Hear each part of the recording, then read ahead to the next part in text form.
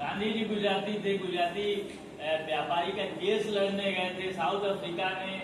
हिंदी का कोई मतलब नहीं था, लेकिन तब तक गांधी जी को हिंदी की अहमियत पता थी। और वहां पहुंचे हुए जो भोपाल गिरगिटिया थे उनकी ताकत थी।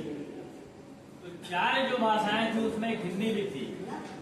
तो हिंदी का जो वैश्विक परिप्रेक्ष्य है आप पाएंगे, चाहे सिद्धि हो, सूरीनाम हो या वेस्ट इंडियन कंट्रीज हो, यूएसए हो, कनाडा में गदरे रिसाला अखबार जो है वो हिंदी में भी निकलता था, गदर पार्टी का।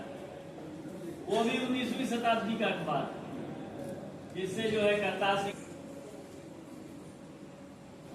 और दुनिया का न्यूजीलैंड में हिंदी की पत्रकारिता शुरू होती है हस्तलिखित अखबारों से, वॉल न्यूज़पेपर से। तो ये जितने भी प्रकाशन थे, एक तो उन्होंने क्या किया कि हिंदी भाषियों के लिए एक मंच प्रदान किया कम्युनिकेशन का।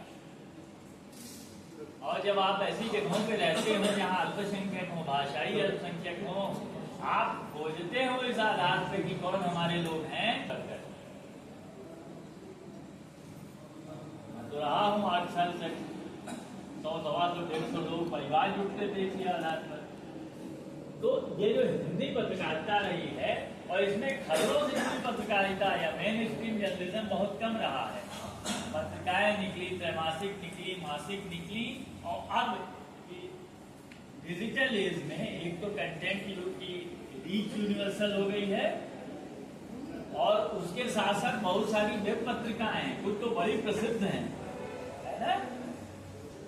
अगर आप एक रिपोर्ट है एथनोलॉग रिपोर्ट 2022, वो कहती है कि फर्स्ट और सेकंड लैंग्वेज के रूप में हिंदी दुनिया की तीसरी सबसे बड़ी भाषा है, 40 से ज्यादा दशक बोली जाती है।